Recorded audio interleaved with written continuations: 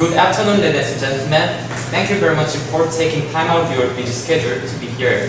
I'm Hyung-Gyu Che, a volunteer at GIC.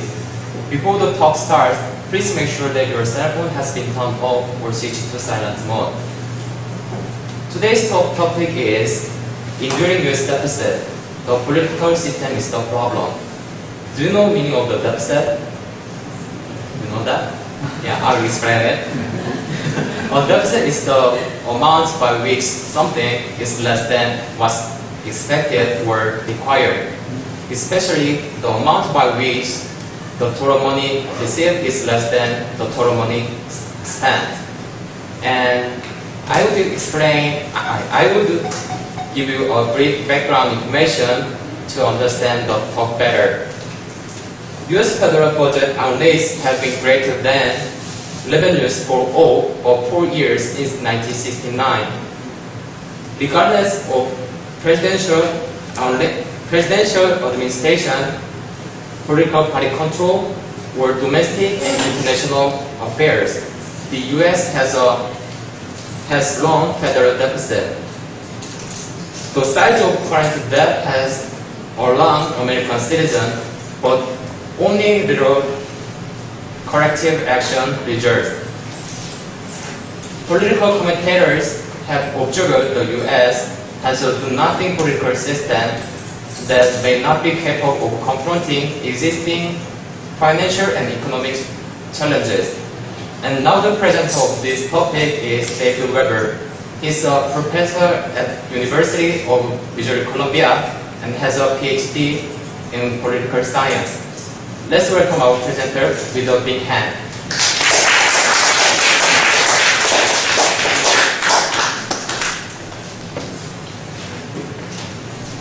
안녕하세요. 안녕하세요. 반갑습니다.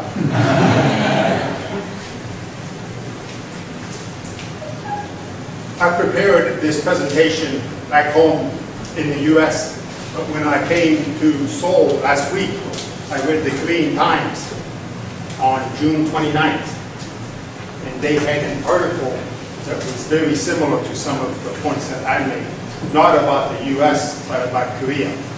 So I've expanded it a bit. I've been a professor for 26 years, but I've only used PowerPoint for 2 years. So I may make a mistake. My major point is that instead of solving problems, many political systems are the cause of our problems. And I will focus on the US, but I think this applies to other cities, other nations.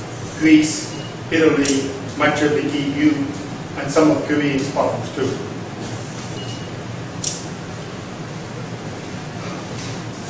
In the US, since I was in high school, we have focused on math and science. So we can get to the moon, we can do nuclear physics, we can cure many diseases, but we cannot figure out how to govern ourselves.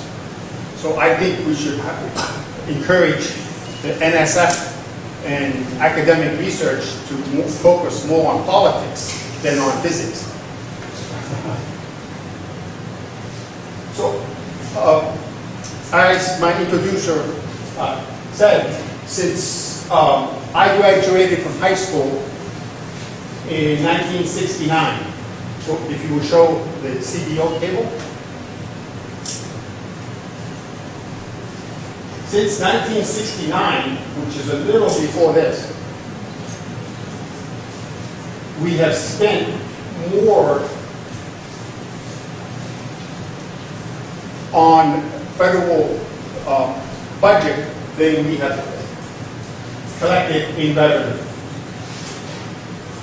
So the deficit is the difference between these two. And this was true for all but 4 years.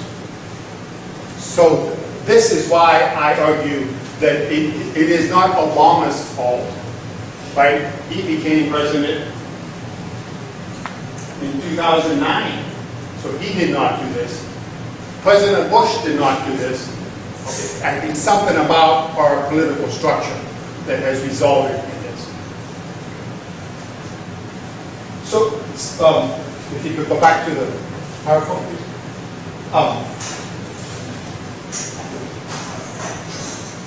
But we've also had other problems which have contributed to the deficit, but are not the major cause.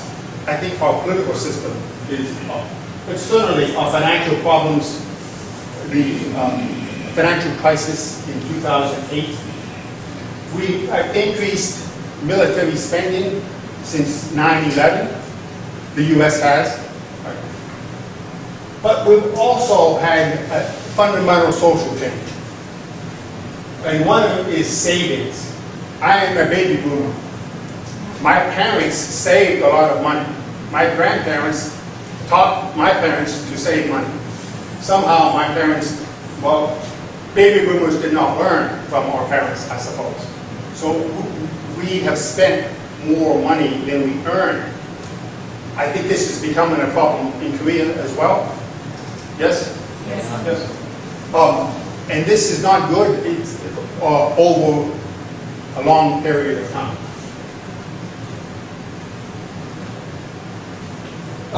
So as I mentioned, other countries have this to Greece, Korea, and we also, other countries are trying to learn how to govern themselves too. So some of the results, some of the impacts of this for the U.S. is we've had slow economic growth, higher unemployment, 8.8%, over 8%. When I was in high school, it was always under 4%. So most Americans expect unemployment to be 4 or 5%. 8% is unacceptable, too high. I don't know how this is going to change, but I don't think the political system is going to help very much. But I am not anti-government, however. Okay, government spending has done some good things. Okay, build roads, lots of students go to school, right? So I am a moderate, I believe, and I think we need to use good judgment, but we need to be more wise. Okay. I think we have, since 1969, we have improved our environmental regulation, not as much as it should be, but better than it was. Certainly more people go to college than before. That's good. More diversity in U.S. education.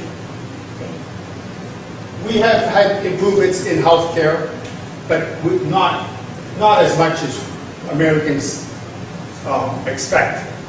Other countries still do much better on healthcare.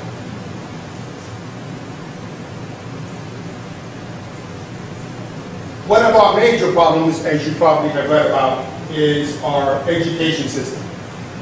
Most studies comparing other countries find, I think, Norway and Korea, number 1 and 2. U.S. always 25 or below. Always. This is education performance, not spending money. We spend a lot of money, but we don't seem to get as much for it as we should. We spend too much on healthcare, Obamacare. Have people read about Obamacare? Yes. We don't know if that's going to work, but we'll hope it does. Similar to Korea, we have a retirement problem. I'm going to retire. I will get a pension. I will watch television, play golf. I don't play golf, but ride my bicycle. I do ride my bicycle. I have 2 sons. They will work hard to pay for my pension. I will say thank you, but they will go into debt. Right? That's not good. problem that's a big problem is infrastructure. Highways, sewers. I know some people have been to Missouri, the interstate, I-70, bad condition. You're from Seoul to Gwangju, Highway 1 and Highway 25, much, much better than Interstate 70 in Missouri.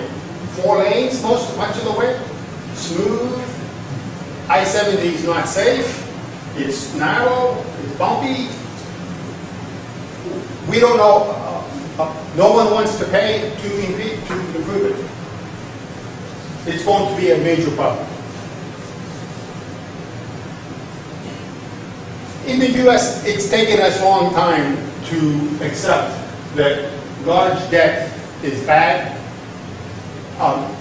In political science, we've talked about it a little bit, but not, most political scientists, I believe, have been slow to say we need to look at the political system and see if it contributes to the debt. So one reason it's bad is what we call intergenerational. Okay, that my sons and their friends will somehow be stuck with more debt than baby boomers were. There is concern too that it will limit our options.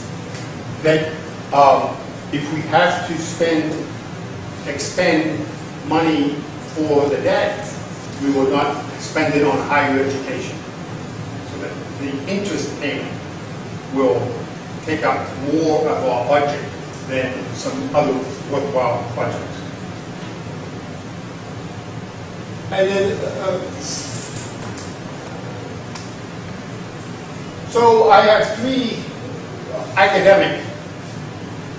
political science explanations for how we got to the situation with such a big debt in the U.S. And do people know the tragedy of the commons? This is a classic article, 1968. It's old, but it's very well worth reading. Okay.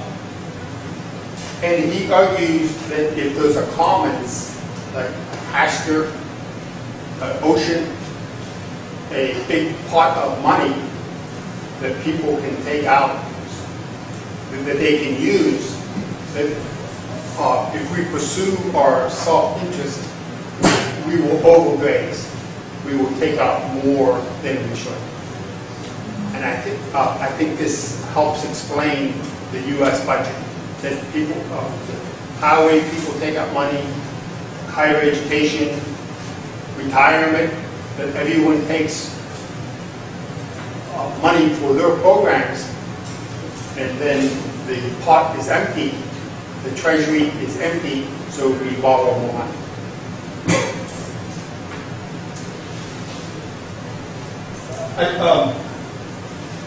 A famous economist, John Maynard Keynes, I should have put his first name, I'm sorry.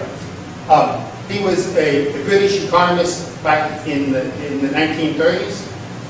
I am a Keynesian. I think most American political scientists and economists agree with him. I think he was a good economist, but a bad political scientist. And his argument was that in good times, government should save and put the money in the bank. In bad times, when there's a recession, they should spend and increase the demand so that there will be more jobs. I think that's good economics. But in a democracy, it's easy to increase spending. It's very difficult to reduce spending.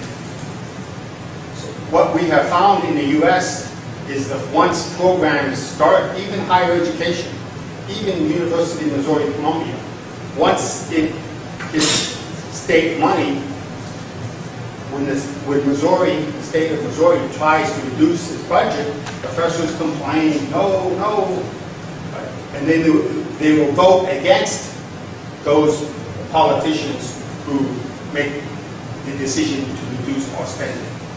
So it's very difficult for democracies to actually have surpluses in good times.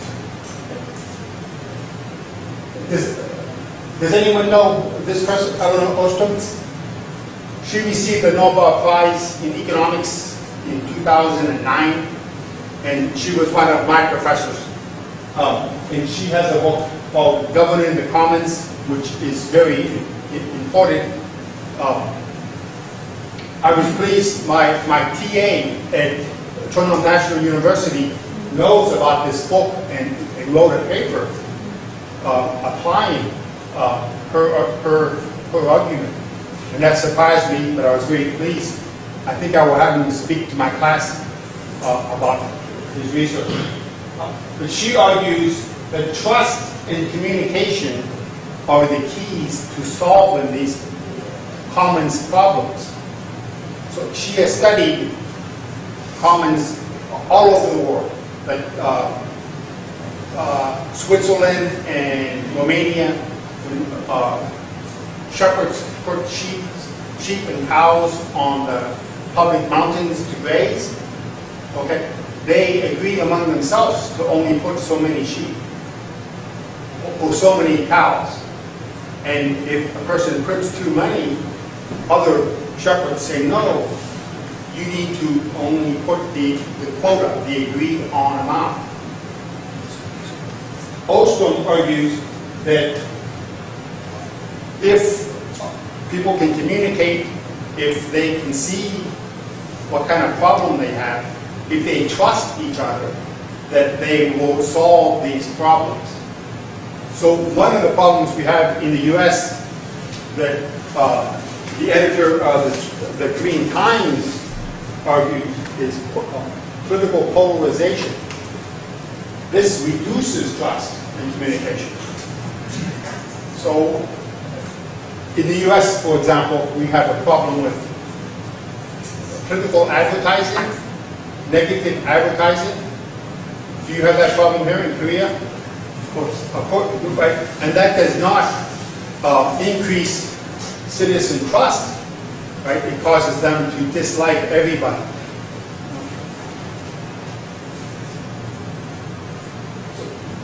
There are lots of proposals for how to solve the deficit problem. A year ago, many people thought that we would actually make some progress on this, and there was a commission that was agreed upon by President Obama and members of the Congress for the Simpson-Bowles plan. Simpson is a former senator, and he's a Republican. Bowles is a Democrat. And they agreed on a proposal to begin to reduce the debt. But Congress, once they received the report, they changed their mind. Last year, in my public policy class at the University of Missouri, we compared our 20 different proposals that different groups have made about how to reduce the debt. So my students compared these, and they are very similar. Most combination of cuts, budget cuts, and tax increase, but still politically they are not acceptable. This was one of my former students is a staff, works for this senator, so I paid very much close attention to him, and he proposed $9 trillion of reductions. This proposed about $4 trillion. So this one senator, his proposal was to make twice as many cuts than this. So this seems to be moderate This is he's a little more extreme. But still, we didn't accept this. So I have 4 what I call flaws in the political system, 4 problems that I think we can probably not fix, or they will be very difficult to fix, which is why I look very happy and cheerful, but I'm a little pessimistic. So one of these, in our Constitution, we have 2 senators per state. Does anyone know that? Many people know that. We have 50 states, 2 senators per state. But this is very unfair. This would be like Joel and Seoul having the same amount of representation. California, 33 million people. Wyoming, 500,000 people. So 66 times. Right? California is 66 times bigger than Wyoming. But they both get 2 senators. Okay. And what I think, so it takes 26 states. 26 times 2 is 52. The 100 senators, and it takes, say, 51 votes to control the Senate. And you can get that except with 17% of the U.S. population. So it's very inequitable. But this is not going to change. It's in our Constitution. It goes back to our independence, right? And the Constitution was adopted in 1789, so over 200 years ago. Then we have a new problem, redistricting. In Missouri, we have 8 representatives in the U.S. House of Representatives. And they divide the state into districts. But what both Democrats and Republicans have learned is how you can make the district to your advantage. So now, instead of 8 competitive elections, could probably 4 that are Republicans, 2 are Democrats, and probably 2 are competitive. So 6 of our winners are already chosen before the election because of the shape of the district. And this has grown over the last 30 years and has become a major problem. And what happens is that it makes it easier for extremist candidates to win. So therefore there's more polarization. There's less opportunity, less willingness to compromise.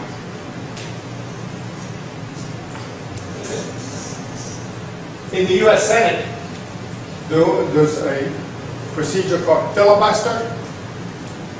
Many legislatures, this goes back to Rome. Filibuster means to talk and talk and talk and talk. So you tie up the proceedings so there's no vote. It used to be very seldom, maybe once a year, twice a year, but very seldom. Now it happens very often. It's very routine. So, and I think some of this is baby boomers are part of the problem. I think we are more conflictual than our parents. I think our parents were more civil. They would agree to disagree. They would talk for 1 hour each side, then vote, and then they would move on. But we don't seem to do that at this time. And then I think there's more polarization in politics, just generally. And part of it is the news. Before, and some of you can probably remember this in Korea, the news would, the television would only be 10 hours a day, 12 hours a day. Now it's 24 hours a day. So they have to have more stories, right? So they become more spectacular, more controversial, less important probably. Right? And I think this, I like news, I'm for openness, okay? But I don't think we know how to solve this problem.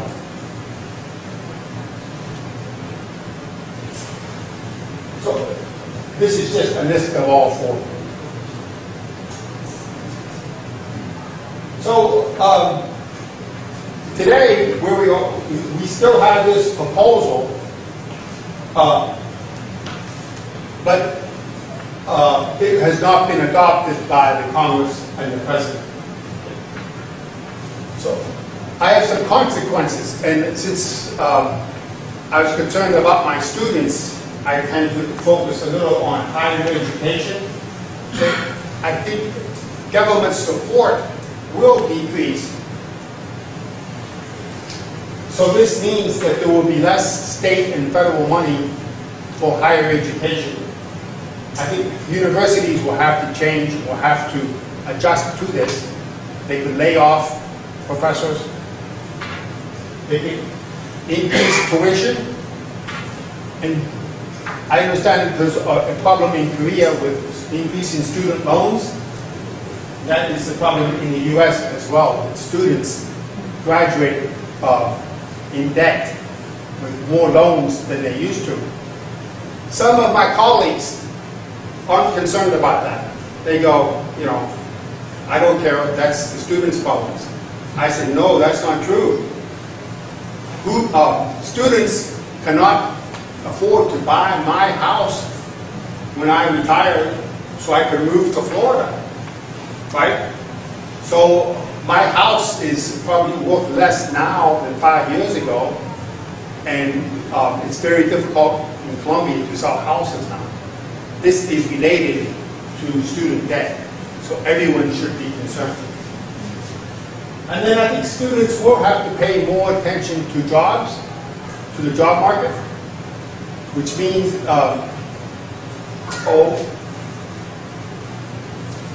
if you wanted to become a high school teacher, but you have a lot of debt, maybe you should get an MBA and go into business. So I think there will be less people choosing occupations that are socially valuable but don't pay as much. I think that will be a problem. Then we still have some of these other problems. We still have the decaying infrastructure.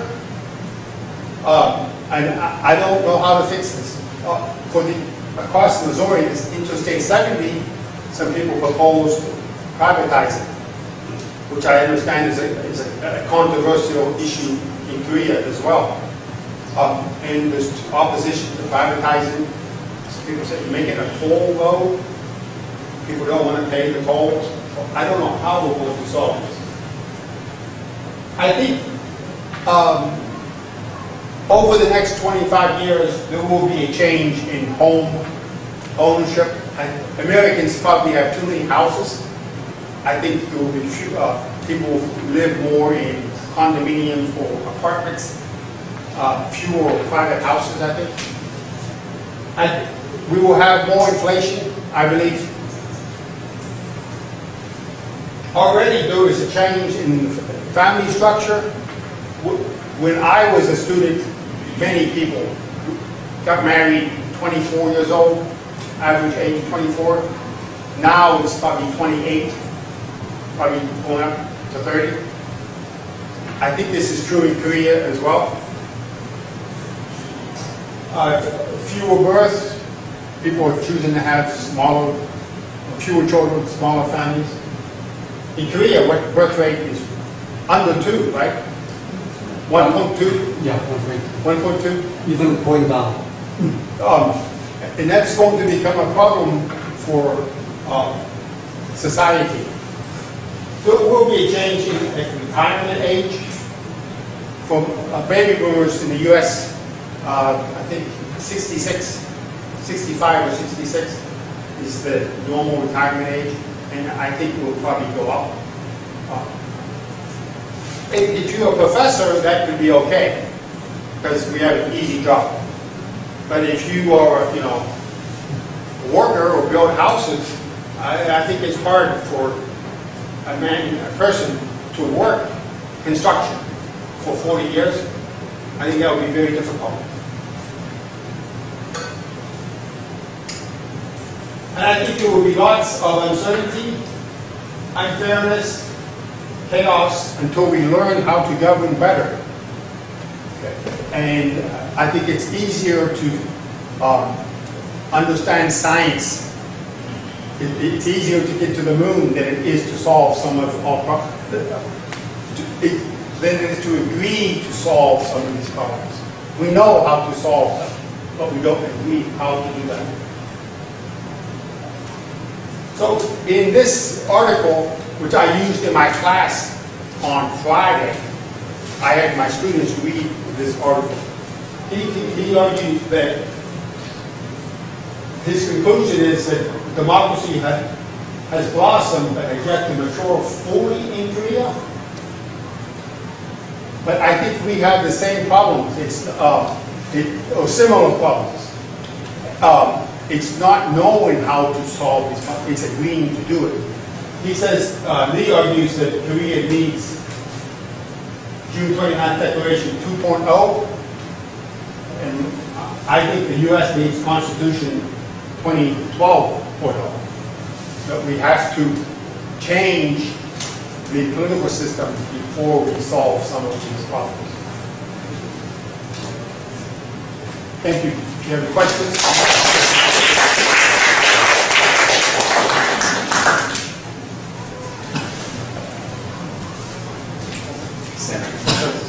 Okay, so now we are going to begin the question and answer portion of the talk.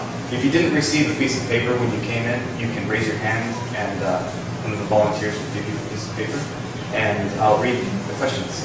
Please do not raise your hand to ask a question. We prefer you submit it in written format. So with that, I guess we'll start.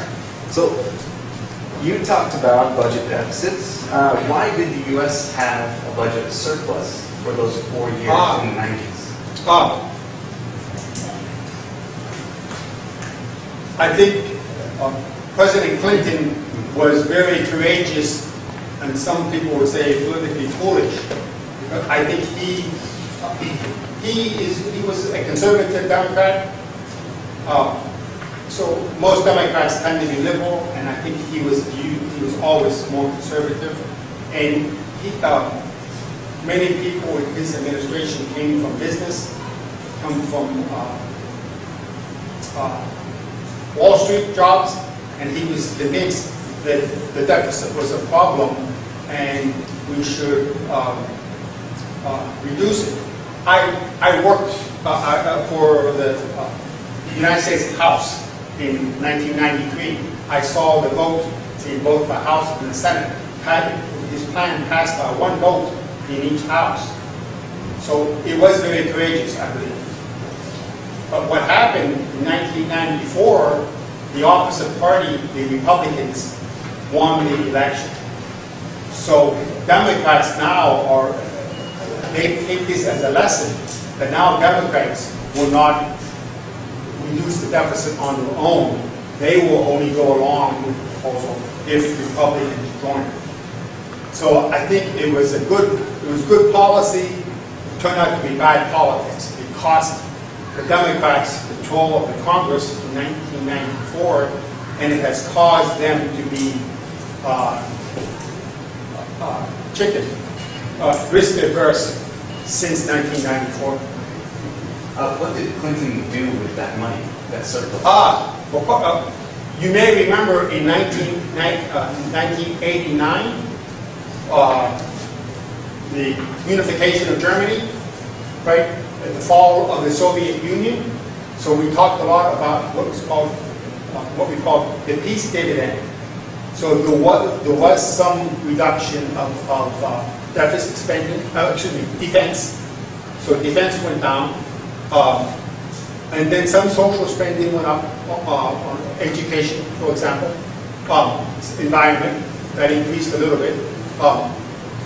But it was only into effect, it probably went into effect in about 95. And then Bush was elected in 2000, and the economy was slow, so there was tax cuts, and 9/11 increased defense spending. So we got back to where we were before. All right. You mentioned that with Keynesian economics, when times are good, spending goes up. Or they suggest you save money. Yes. And yes. when times are bad, they spend more. Yes. But you mentioned it's difficult to cut the spending yes. once times have stabilized. Yes. Why? Yeah. Why exactly? Because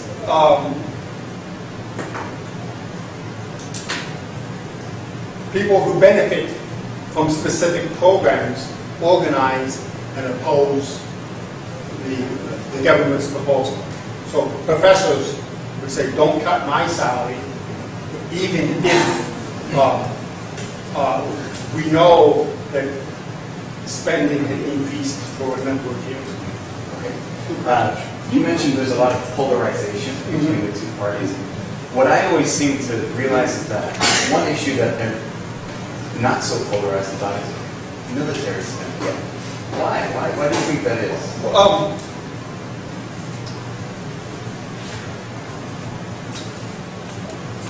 Two reasons, I suppose. One is that there is general agreement that we need a strong military, although because of the international threats, either terrorist now, right? When I was in high school, it was the Soviet Union people were concerned about, right? Now people are concerned about the Pacifics and China. So there's concern now that we need to re-examine our military to make sure it gives us the security around the globe. That's one reason. That's probably the major reason. But the other reason, quite honestly, is that military bases have to be located somewhere. So congressmen try to get them in their districts. Okay, so they get votes if they bring defense money to their district. So even if you're a Democrat and you argue for reducing the defense budget, you don't want it to be reduced in your district. So people don't, so it's been very difficult to reduce defense spending, even when people agree. It seems to be tied in with money. Yes, yes, tied in. Money brings votes. Money brings jobs, and therefore votes. All right. So money unites both parties. Well, on some issues. Competition for money. Competition. Yeah. Okay. You were talking about education, the price of the cost of tuition. I'm from California. Where are you from? Southern California. And so in my last year of college, tuition increased by 33%. Yes. It was completely unsustainable Yes. for a lot of students. So the UC system, the University of California Yes. system, has raised tuition prices because money from the state has been cut. But also they've really increased advertising for foreign students. Yes. They really want international students to come because they spend more. Yes. I wanted to ask, why do you think the tuition prices have increased over the last few decades for college?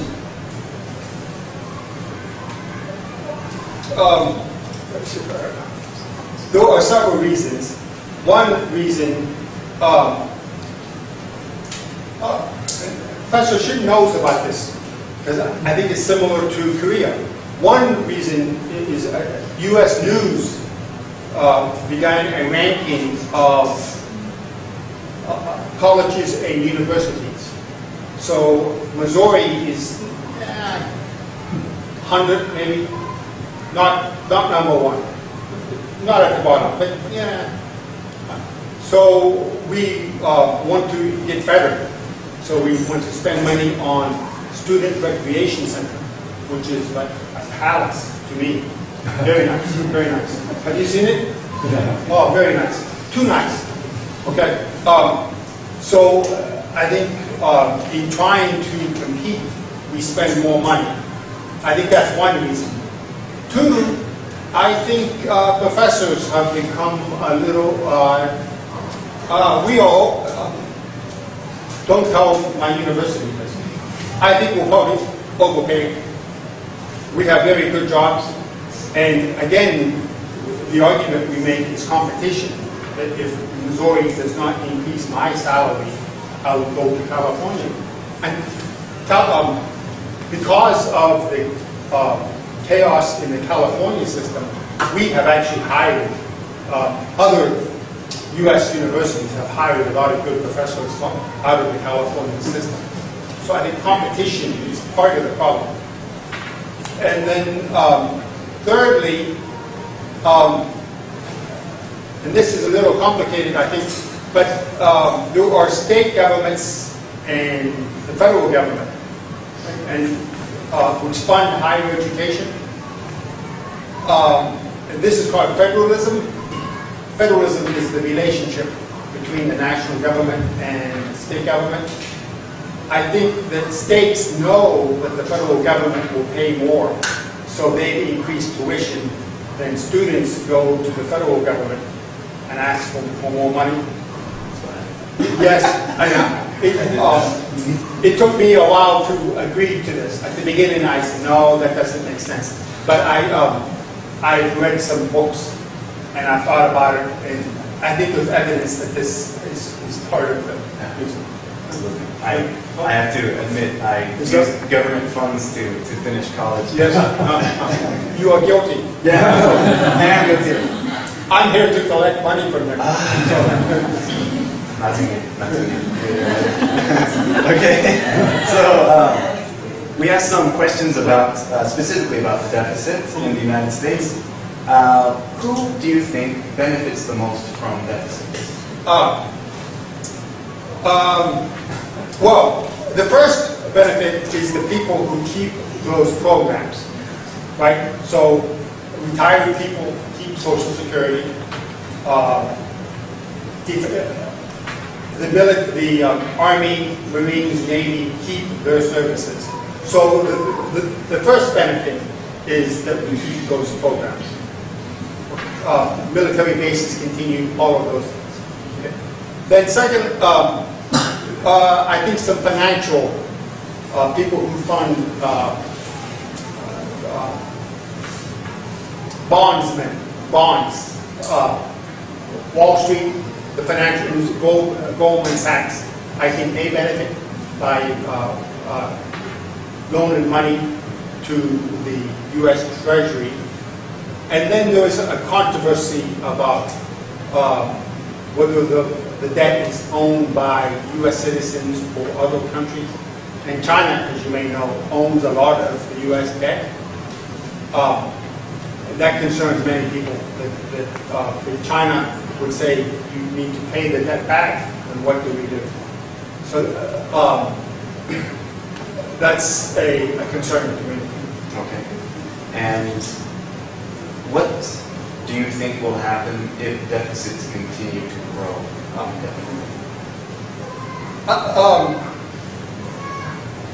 I don't think we will have a big crisis. I think lots of small things will change.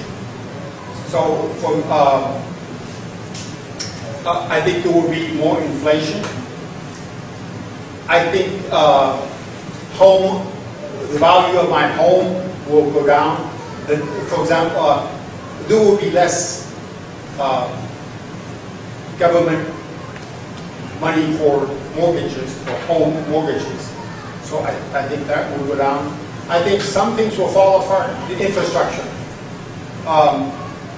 Many of our old cities, Chicago, St. Louis, Pittsburgh, I think their sewage systems are in bad condition. And I think they will become problems. And I think there'll be more health. I think jobs will change. I think people will have to work longer. I think maybe more stress. Really. Okay. All right. And what do you think is the best way to cut down deficits, or what, do you have an ideal? Yeah. What the ideal to me is something like the Stimson Bowles Commission that I mentioned that was a proposal. This one. That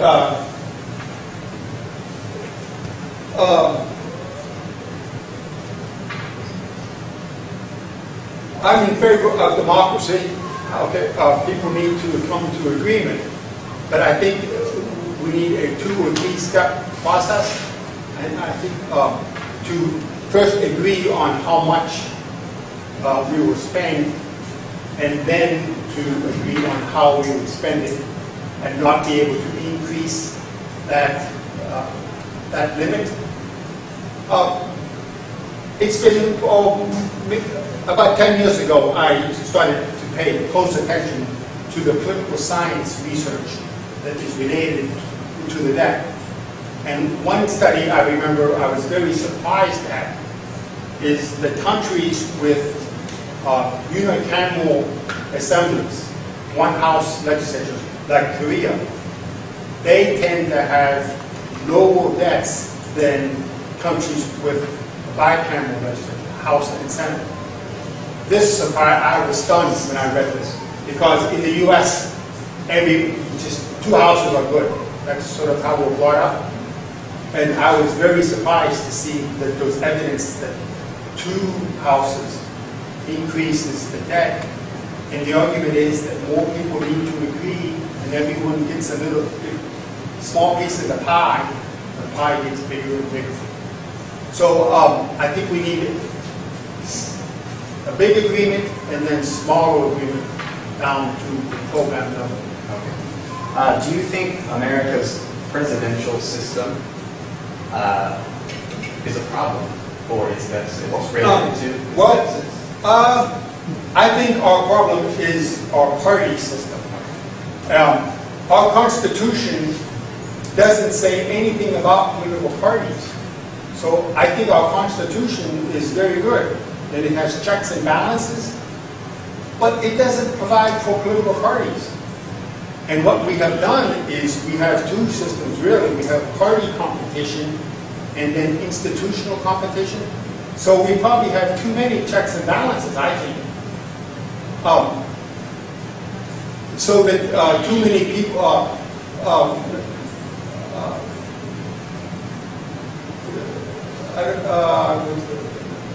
Fareed Zakaria, the post-American War, does anyone know him? So, he says we have a do-nothing political system, that we cannot solve our problems, and I think it's the party system more than our constitutional system.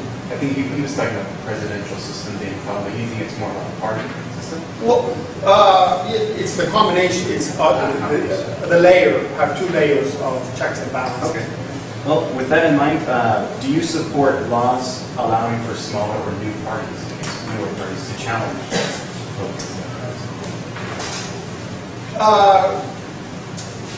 Yes, I do, but it's difficult for most of us to imagine how that would work with our legislatures. That's the problem. Okay. This person wants to know, why originally did each state get 2 senators, no matter how big? Yeah, good question.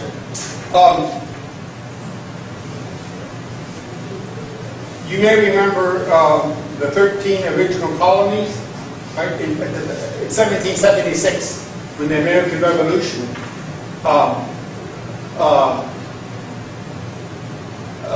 there were some big states, Virginia, New York, and then some small states, Delaware, Rhode Island, for example.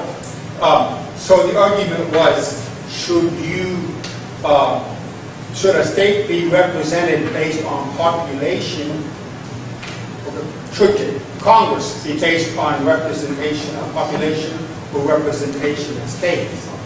So what we call the Great Compromise was to have two houses, the House and the Senate, and to have one based on population, the other based on two per state. But that was 13 colonies before we ever imagined we would have 50 colonies, 50 states. And if we look back now, look, the U.S. Senate is the most unequal legislative chamber on earth. And that's, Americans don't understand that. They would be shocked to hear that. And that's, it's a historical. Okay. All right. Is there a country or a particular system that really fits your idea?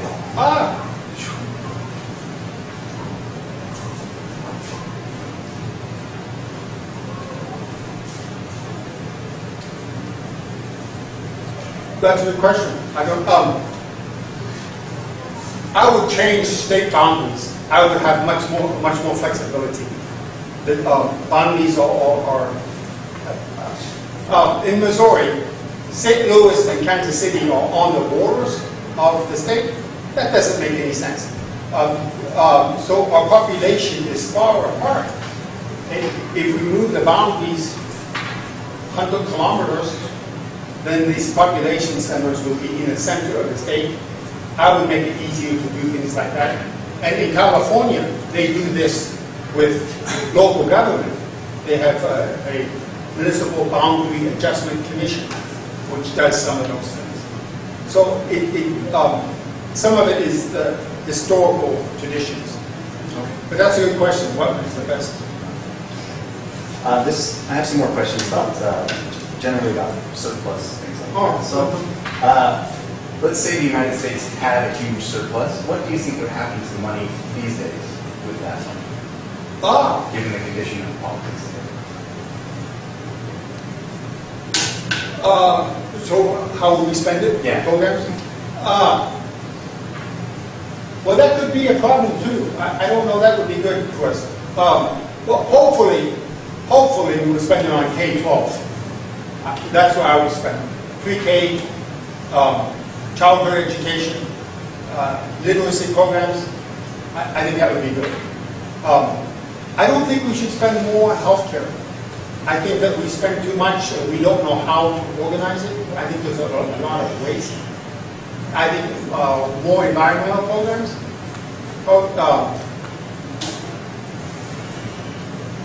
Probably more increased military pay would be another place for people with money. That's a good question. And we have one more question. So this will be our last question for the Q&A session. Would you be willing to take a pay cut?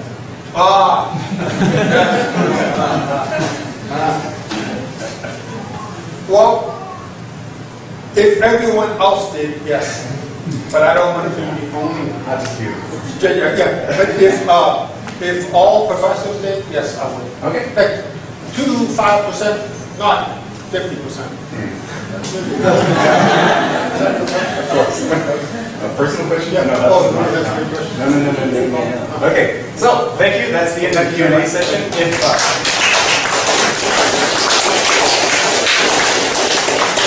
If you didn't get a chance to ask your question, or if you have a different one you didn't want to write down, you can come up and ask our speaker after the talk. So.